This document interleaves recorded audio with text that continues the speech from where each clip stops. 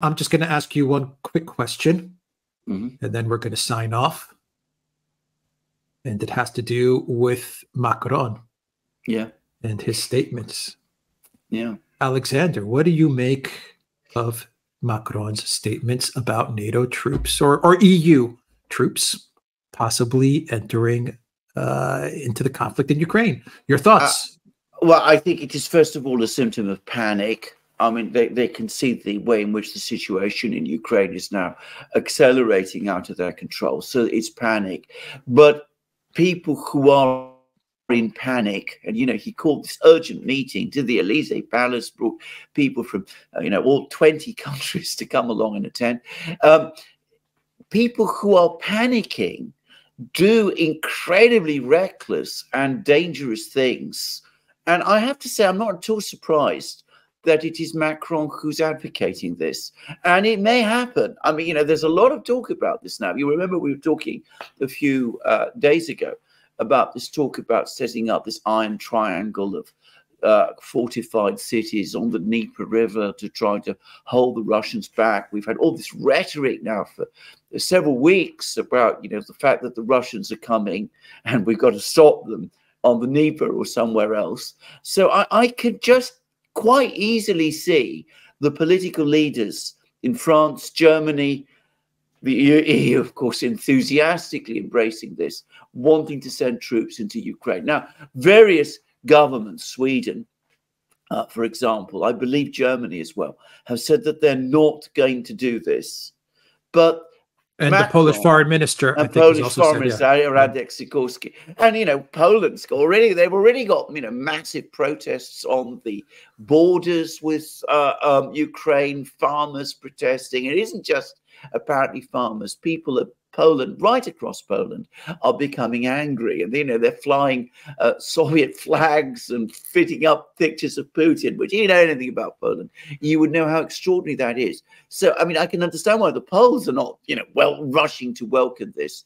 But, you know, I can't help but think that Macron, in his panic, is talking for a very strong sentiment, very strongly felt in Brussels and within some factions within the German government as well. And they might do it. I mean, it's the sort of crazy thing that these people could do. It would be the most dangerous thing one can possibly imagine. They think again, perhaps, that, you know, the Russians are bluffing and, you know, simply sending troops into Ukraine, the Russians will simply back off.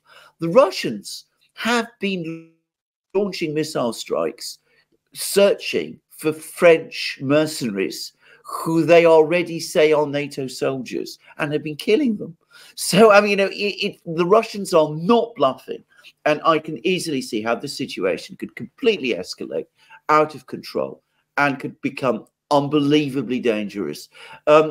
Macron, we were looking to him before the war started to impart some sense. I think with this affair, we can see what a dangerous man he actually is. Yeah. Russia has been preparing for this. They don't want this to happen, but they have been preparing for this. They have hundreds of thousands of troops just waiting in reserve in case NATO does do something.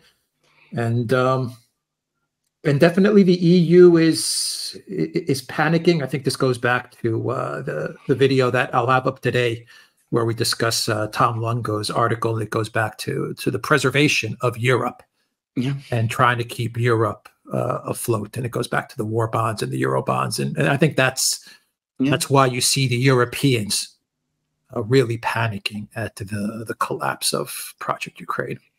Absolutely. I mean, I think the other thing just to say is that, of course, any idea of sending a European expeditionary force without the United States is absolutely crazy. And if you know anything at all about sentiment in the United States at the moment, you know there will be enormous opposition in the United States to the United States sending troops to Ukraine. There will be enormous opposition in Europe. But the European military is in no condition to take on the Russians. Everybody knows this. But panic, anger, fear. They're all a dangerous cocktail. And one senses that these are how the decisions are being made at the moment. I just want to add one last point, which is, of course, that for Macron to be panicking in this way, and he called this meeting in such a rush, that suggests that they're getting information from Ukraine, which suggests that the situation there is even worse than even we who follow the war day by day, hour by hour, know about. So just think of that too. Yeah, just a final comment, and we'll sign off, Alexander. I just get the sense that things are moving very fast now. Yeah. I'm not saying this is going to wrap up in a week or in a month, but it does feel like things are accelerating, and I kind of have this sense of when I listen to Zelensky and all the people around him, I do have this type of Baghdad Bob type of rhetoric sense that's coming out of them, where they're talking up a big game, but they're done for. I mean, that I don't know if do you have the same type of feeling about what's happening? And I'm not saying this is going to end in a week or in a month, but you can feel that something is happening. No, I mean, I absolutely hate this this metaphor that people use about the Russian steamroller, going all the way back to the First World War, by the way. But that is what we're now starting to see in Ukraine. The Russians are just driving forward. And of course, they didn't expect this. The Western powers, at least the Europeans, didn't imagine that this could possibly happen, and they're freaking out. They're absolutely panicking, and they're sensing that the Americans might not be there for them and might not be able to come to their rescue. And they're seeing all their great plans and strategies and ideas turning to dust. And you're right, the pace of events is accelerating. When each of us publish our videos today, we will be providing more details of that. But you can see this literally, the situation now is changing by the hour. And, at Baghdad Bob, 31,000 dead Ukrainians. I mean, really? I mean, if that is not an example of that, what is? One final question about the UK. Lord Cameron, he was at the meeting with Macron. Is the UK in any position to send troops to Ukraine or West Ukraine or anything like that? Well, it can send troops, but it can't send many troops, and it can't send many tanks. And the one part of the British military that still has some viability is the British Air Force, but apparently even that is not in a particularly good way. Apparently only half the planes work, and there aren't even enough pilots to fly those. So, I mean, there are problems in all of those. So, I mean, there are problems. We can send troops, but I mean, not enough, not by any means enough. And why would we want to? I mean, it would be an absolute disaster for us.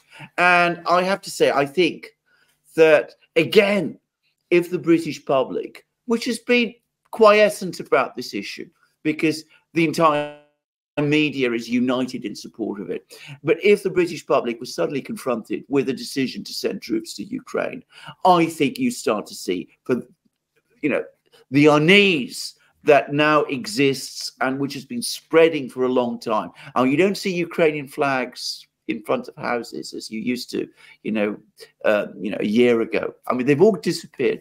You'd see all that nervousness and doubt and worry and fear. It would finally burst out into the open. And of course, if George Galloway is elected to Parliament on Thursday, then you will have a powerful anti-war voice, anti-Ukraine war voice for the first time in the House of Commons. Yeah. All right. And always keep in mind, this is Macron. He can say one thing today and say something else tomorrow. Yeah. That's very much his style. Yes. And of course, the other thing, though, is that Fico, the Slovak leader, called him out. What do you mean? I mean, he disclosed that this is Macron's thinking, even before Macron actually went ahead and said it. Yeah. Yeah, absolutely. Yeah, because Fico said he's not going to have any part of any type of intervention, incursion into Ukraine. Obviously, Orban is not going to have any part of it. Hungary's not going to have any part of it. So you already mentioned Poland. It's got all these issues with the border and the farmers. I don't know if you saw the images at the EU headquarters the other day with the farmers. Yeah. I mean, absolutely. I mean, this could break. If they do this, it will break the EU. That's my own personal view. I mean, you know, assuming we get through it without World War III breaking out, then the most likely outcome of it will be that it will break the EU. If the EU starts committing European troops to fight in Ukraine, then, as I said, it's the one thing that could galvanize the entire European public against it. And if it ends in disaster, well, I can't see how the EU could get out of it. Yeah, but panicky, frightened, angry people, they do all sorts of crazy things. And I agree. You know, Macron says one thing one day, it's something completely different the next. Raphael Ligonde says German Chancellor has just said no NATO in Ukraine. I've just seen that. And I'm sure there'll be a lot of opposition. But, you know, we can't assume this isn't going to happen. Unfortunately, on this issue, they've been on the escalator all the time. And this is the obvious last point of it. Yeah. One final comment, question. Baerbock didn't expect the sanctions to work. Macron probably doesn't expect the military to win either, but Europe could do it. Yeah, absolutely. I mean, you know, the Biden administration is now telling us they do not want to cripple the Russian economy because it's too systemic for the world economy. You're kidding me? I mean, you know, they really didn't believe that it would. I mean, we mustn't take all of this serious. I think, as I said, they're panicking, and this is a sign of panic and a sign of how bad the situation on the ground actually is. But it's very dangerous. Merely raising these ideas is very dangerous. And let's hope that calmer, saner heads step in and stop this taking us where it seems to be going. Yeah, it could also be Macron threatening the United States. In Macron's own way, you know, either you give us the 61 billion or we're going to go in. So he may be trying to threaten the House and Mike Johnson, to which Mike Johnson will have to call his bluff. Well, absolutely. Well, I mean, that's the kind of absurd, overcomplicated thinking that Macron likes. So I mean, it's entirely possible. But I mean, you know, if he thinks that he can intimidate people like Mike Johnson, I mean, that he's an absolute fool. But then Macron is exactly that. He's a very clever man who deep down is really a fool. I mean, that's been the consistent reality of Macron throughout his presidency. Jupiter. Napoleon. All right. I believe his popularity is down about 17%. He's running away from farmers. I mean, absolutely, yeah.